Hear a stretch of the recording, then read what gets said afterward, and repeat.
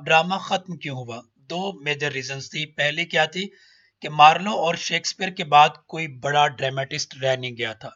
अगर हम शेक्सपियर के बाद देखें तो हमें एक ही बड़ा नाम मिलता है, and that is Ben Jonson. Ben Jonson के बाद जिन लोगों ने कोशिश की ड्रामे को जिंदा रखने की, तो बान रहीम, अस्सलाम वालेकुम व्यूअर्स। आज की वीडियो का टॉपिक है द राइज ऑफ नॉवल, और ये इस टॉपिक पर सेकंड पार्ट है, सेकंड वीडियो है। तो आइए आज हम इस टॉपिक को वाइंड अप करते हैं। फर्स्ट पार्ट में हमने डिस्कस किया नॉवल क्या है, नॉवल किस तरह से पावरफुल बना और उसकी पॉपुलैरिटी की रीजंस क्या थी। तो ये वीडियो उस टॉपिक को वहीं से कंटिन्यू करते हैं हम, और इस वीडियो में हम इस टॉपिक को कंप्लीट कर लेंगे। रीजंस क्या थी? हमने तीन मेजर रीजंस पार्ट वन में डिस्कस की थी। पार्ट टू से हम स्टार्ट करते हैं। फोर्थ रीजन क्या थी नॉवल की पॉपुलैरिटी की? इससे पहले अगर आपने चैनल को सब्सक्राइब नहीं किया तो लाजमी तौर पर कर लीजिए। चैनल पर जो वॉच टाइम है 80% उन लोगों का है जो वीडियोस को देखते हैं, सुनते हैं, लेकिन अनफॉर्चुनेटली सब्सक्राइब नहीं करते। तो यार, अगर आप 30-30 घंटे, 40-40 घंटे डेली मेरे चैनल से वीडियोस को देखते हैं, सुनते हैं और फायदा ले रहे हैं, तो थोड़ी सी फेवर मुझे भी दे दें, चैनल को सब्सक्राइब कर लें। Thank you ji. अब फोर्थ रीजन थी the decline of drama. The decline of drama also contributed to the rise of the novel in the 18th century. Drama खत्म हुआ तो ये भी एक रीजन थी नॉवल के पॉपुलर होने की। अब ड्रामा खत्म क्यों हुआ? दो मेजर रीजंस थी। पहली क्या थी कि मार्लो और शेक्सपियर के बाद कोई बड़ा ड्रामेटिस्ट रह नहीं गया था। अगर हम शेक्सपियर के बाद देखें तो हमें एक ही बड़ा नाम मिलता है, and that is Ben Jonson. Ben Jonson के बाद जिन लोगों ने कोशिश की ड्रामे को जिंदा रखने की, तो बस वो यूं कहें कि कोशिश ही थी। ये बिल्कुल ऐसे था कि एक जॉन एलिया था और दूसरा हमारे पास अली जरियून है। तो अली जरियून जो भी कर ले, उल्टा लटक जाए, वो जाहिर है जॉन एलिया तो नहीं बन सकता। ठीक है, तो ये था। सेकंड था लाइसेंसिंग एक्ट। लाइसेंसिंग एक्ट ने ड्रामे को बिल्कुल तबाह कर दिया था। लाइसेंसिंग एक्ट ब्रिटिश पार्लियामेंट ने जारी किया था, और इस एक्ट के अकॉर्डिंग आप ड्रामे में गवर्नमेंट पर किसी भी किस्म की तनकीद नहीं कर सकते थे। ड्रामे को थिएटर में लेकर जाने से पहले गवर्नमेंट की टीम उस ड्रामे को चेक करती थी कि उसमें कोई ऐसा डायलॉग तो नहीं है जो गवर्नमेंट के खिलाफ हो, जो गवर्नमेंट पर तनकीद हो। तो इसने ड्रामे के स्पिरिट को खत्म कर दिया था। बज़ाहिर ये छोटी सी बात है, लेकिन आप देखिए ये छोटी सी बात नहीं थी। आप इसको इस एग्जांपल से समझिए। पाकिस्तान में जो पॉपुलर स्टेज शोज हैं, खबरहार है, मजाकरात है, सियासी थिएटर है, हस्बे हाल है, आप इन सब में से एक चीज को माइनस कर दें, गवर्नमेंट पर तनकीद और गवर्नमेंट ऑफिशियल्स की मिमिक्री, तो इनके पास बाकी क्या बचता है? आपको क्या लगता है कि अमानत चंद, इफ्तिखार ठाकुर जैसे लोगों की जुगतों से सिर्फ और सिर्फ इन प्रोग्राम्स को कामयाब करवाया जा सकता है? हरगिज नहीं। अगर करवाया जा सकता होता तो ये लोग थिएटर छोड़ के यहाँ पर क्यों आते? ठीक है, तो रेसिपी क्या है कि आप थोड़ा सा जनरल नॉलेज दें, थोड़ा सा करंट अफेयर पर बात करें, पॉलिटिक्स पर बात करें, टिका के बात करें, और खूब जो है वो रिडिक्यूल करें पॉलिटिशियंस को, गवर्नमेंट को क्रिटिसाइज करें, और थोड़ा सा जो है उसको बैलेंस कर दें, कोई इस्लामिक टच दे दें, कोई और, तो आपका स्टेज शो कामयाब है। और यही कुछ चल रहा है खबरहार में, मजाकरात में, सियासी थिएटर में, हस्बे हाल में, और बाकी भी जितने हैं। तो लाइसेंसिंग एक्ट ने ड्रामा को बिल्कुल खत्म कर दिया था। और थर्ड रीजन ये थी कि ड्रामे में चूंकि मिडिल क्लास को अपनी वो नहीं मिल रही थी रिप्रेजेंटेशन, तो इनके इस चीज को जो है ना वो सेटिस्फाई करने के लिए एक नया मीडियम चाहिए था, एक नया लिटरेचर चाहिए था, एक नया जॉनरा चाहिए था, एक नया नैरेटिव चाहिए था। और ये नैरेटिव क्या था? ये नैरेटिव ऑफ कोर्स नॉवल था। इसलिए नॉवल जो है वो मुकम्मल हुआ। फिफ्थ रीजन थी more freedom than the drama. यानी नॉवल में इतनी फ्लेक्सिबिलिटी थी कि ये अपने मौजू के एतबार से, अपने कैरेक्टर्स और लेंथ के एतबार से ये खासी फ्रीडम देता था नॉवलिस्ट को, राइटर को। This new literary form gave more freedom than the drama to the writer. ठीक है, the dramatist was bound to follow certain tradition. Novel दो तरह से आजाद करता था, अथॉरिटी और ट्रेडिशन के लिहाज से, और नंबर टू जो है वो लेंथ के लिहाज से।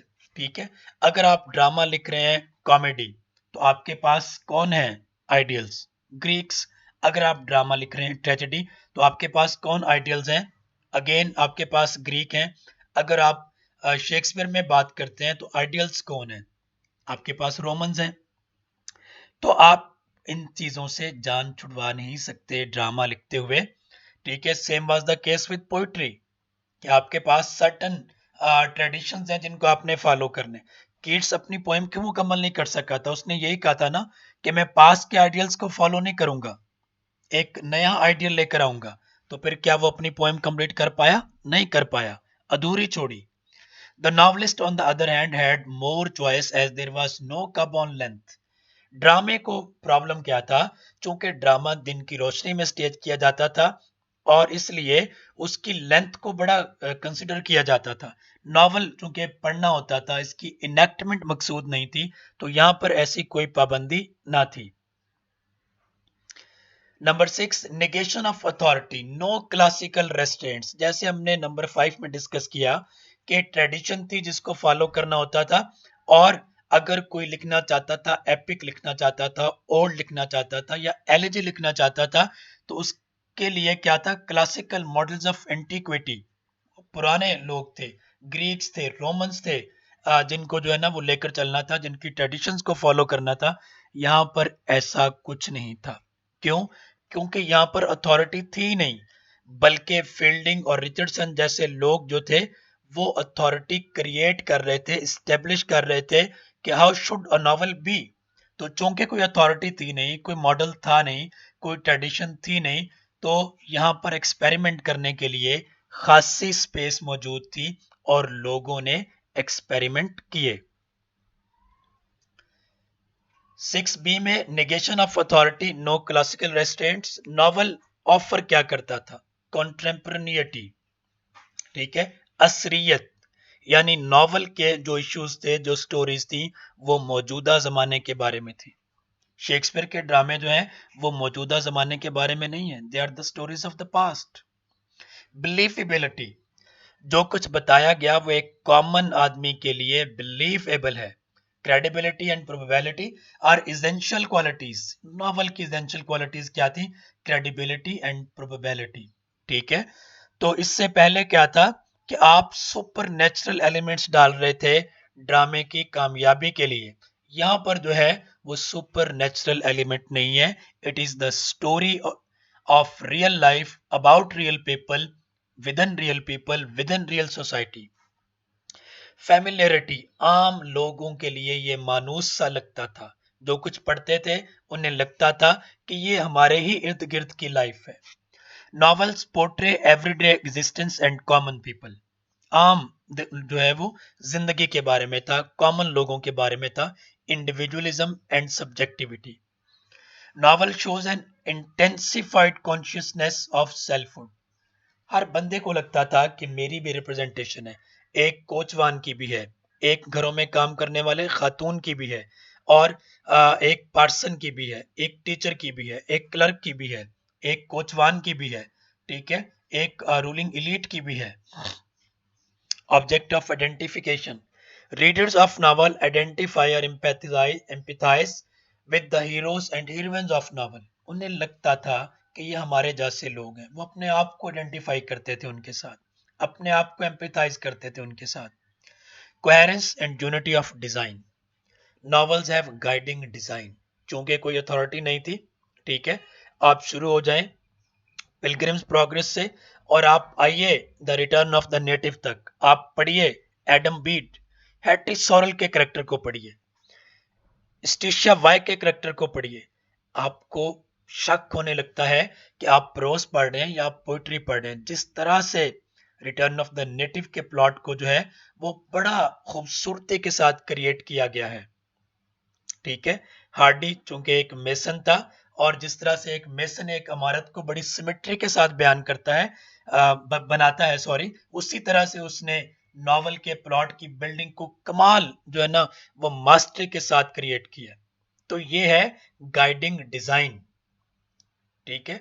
शुरू के नॉवेल्स में आपको डाइग्रेशंस मिलती हैं और सब प्लॉट्स मिलते हैं।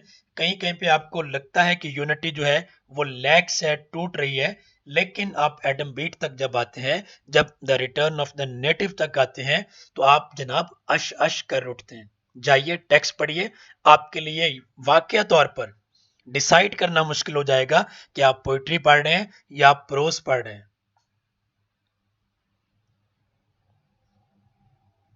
Much had already been done. In fact, before Richardson and Fielding started, the soil had already been laid and even sown. आप यूं कहिए कि लेट एलिजाबेथन पीरियड से स्टार्ट होता है नॉवल, आर्केडिया की सूरत में। सिडनी का जो आर्केडिया था, या the history of a royal slave था एफ्रा बैन का। तो अभी मैं उस तरफ नहीं जा रहा क्योंकि मैंने उस पर एक और वीडियो बनानी है हिस्ट्री ऑफ इंग्लिश नॉवल पे, तो मैं उन सारी चीज़ों को वहां पर डिस्कस करूंगा, वरना यहाँ पे आप लोग कंफ्यूज होते। ठीक है। तो स्टार्ट तो वहां से होता है, लेकिन जब तक ये लोग आए थे तो यूं कहे कि सॉइल बिल्कुल तैयार थी, बस थोड़ी सी स्किल चाहिए थी इसको कल्टीवेट करने के लिए, और ये स्किल हमें मिली रिचर्डसन और फील्डिंग की तरफ से। These pioneers of the novel had only to take the last step in the process of its growth. Moreover, the climate of their times was the most suitable for this purpose. वो बात फिर वहीं पर आ जाएगी कि middle class ने rise किया था और उनको जो है वो लिटरेचर में रिप्रेजेंटेशन चाहिए थी, और ये मिली। Role of book printing and circulating libraries. Advances in the technology of printing made written text available to a growing population of readers. किताबें धड़ाधड़ छप रही थी और आम लोगों तक पहुंच रही थी। ये बहुत इंपॉर्टेंट था। इससे क्या हो रहा था? Increasing literacy broad books, pamphlets and circulating libraries to more people. Circulating libraries थी, यानी सादा लफ्जों में यूं समझिए कि बग्घी में लाइब्रेरी कायम करके उसको किसी गांव में, किसी काउंटी में ले जाते थे और वहां चौक में वो बग्घी खड़ी कर देते थे। लोग आते थे, किताबें लेते थे, पढ़ते थे, फिर वापस कर देते थे। नेक्स्ट डे फिर वो बग्घी वहीं पे आके रुकती थी, फिर ये प्रैक्टिस रिपीट की जाती थी। तो इस तरह से किताब जो थी वो आम लोगों तक पहुंच रही थी। Authors became free agents in the literary marketplace. Publishing became a new profiteering business.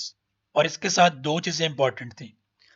आपको किताबें छापने वाले ना सिर्फ किताबें छापते थे, बल्कि वो नोट देते थे कि अगर आप अच्छा लिख सकते हैं तो अपनी तहरीर हमें अरसाल कीजिए। आपको याद होगा एक वक्त था कि ये जो हमारे आते थे ना, बच्चों के मैगजीन्स आते थे, तो उसमें आखिर में, पेज के आखिर में किस जगह पर लिखा होता था कि आप अगर लिखना चाहते हैं तो अपनी तहरीर हमें इस पते पर अरसाल कीजिए। तो आम लोगों को लिखने का मौका मिला, और ये मौका इसलिए मिला कि पब्लिशिंग जो था ये बहुत बड़ा बिजनेस बन रहा था, मुनाफे वाला बिजनेस बन रहा था। तो लिहाजा चूंकि ड्रामा डिक्लाइन कर रहा था और लोग, इन्वेस्टर्स तैयार नहीं थे इन्वेस्ट करने के लिए ड्रामा में, जब उन्हें यह पता लगा कि किताब छाप कर बेचना ज्यादा मुनाफे वाला काम है और ज्यादा आसान है, इसके लिए बड़ी मार्केट है। चूंकि एलीट क्लास तो किसी भी जगह पे टोटल पॉपुलेशन का 10% होती है ना, पाकिस्तान में ये 3% है, इंडिया में ये 7 to 8% है, तो इंग्लैंड में ये कुछ 7 to 10 या 12% थी। तो बाकी की सारी जो क्लास थी 90% वो मिडिल क्लास थी। तो जाहिर है कि आपको कारोबार 90% लोगों ने ज्यादा देना है। तो यहाँ पर जब ये लोग आए तो इन्होंने छापा। ठीक है। इसको आप सादा से एग्जांपल से यूं समझिए, पाकिस्तान में जब प्राइवेट टीवी चैनल्स आए तो एक तो तरीका वही था कि ड्रामे बेचे जाएं और उसके लिए जो है ना एडवर्टीजमेंट ली जाए। दूसरा तरीका क्या ढूंढा गया? खवातीन घर पे फारिग होती हैं 9 से 11 तक, बच्चे स्कूल चले गए, हस्बैंड अपने जो है ना अपने अपने काम पे चले गए, दोपहर के खाने की तैयारी शुरू करनी होती थी 11 बजे से या उसके बाद। तो 2 घंटे फारिग थे, 2 घंटे घर की खवातीन को जब फारिग बैठते हुए देखा गया तो टीवी चैनल्स ने क्या शुरू कर दिए? Morning shows. इब्तदाई तौर पे इसको सक्सेस मिली, फिर आ गया फेसबुक और यूट्यूब। ठीक है। तो जब इनकी रेटिंग यहाँ पर कम होने लगी तो उन्होंने मॉर्निंग शोज में पहले जो है वो मौजुआत सिलेक्टिव होते थे, फिर इन्होंने क्या किया? फिर आप देखिए कि इन्होंने ऑडियंस को यहाँ पर लाने के लिए यहाँ पर इन्होंने मेकअप ट्यूटोरियल शुरू कर दिए, यहाँ पर फिटनेस और एक्सरसाइजेस का बताना शुरू कर दिया, यहाँ पर इन्होंने हेयर डू के जो है ना वो ट्यूटोरियल्स देना शुरू कर दिए, न्यूट्रिशन के मुतालिक, पेरेंटिंग के मुतालिक, और किफ़ायत शौरी के मुतालिक, हाउस होल्ड के मुतालिक, यानी इन्होंने कोई मौजू नहीं छोड़ा मॉर्निंग शोज़ में ताकि उसको कवर किया जाए और ज़्यादा से ज़्यादा ख़वातीन को जो है वो इस पर लाया जाए। और जब बात इससे भी ना चली तो फिर आप देखिए कि हर टीवी चैनल ने अपना फ़ेसबुक पेज बनाया और अपना यूट्यूब चैनल बनाया ताकि उनको जो है वो वहाँ से भी अर्निंग हो, वहाँ से भी व्यूवरशिप मिलती रहे। तो भाई किताब छापना, किताब बेचना इस दौर का सबसे बड़ा मुनाफे वाला काम था। तो नॉवल की कामयाबी की एक बड़ी रीज़न ये भी थी। आई होप कि मैंने प्रिसाइज़ली येट वेरी कॉम्प्रिहेंसिवली इस टॉपिक को बड़ा क्लैरिफ़ाई किया है। उम्मीद करता हूँ कि आपको अच्छी तरह से ये टॉपिक समझ में आ गया होगा।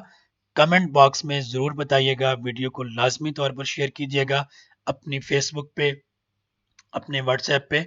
Thank you so much. अल्लाह हाफ़िज़।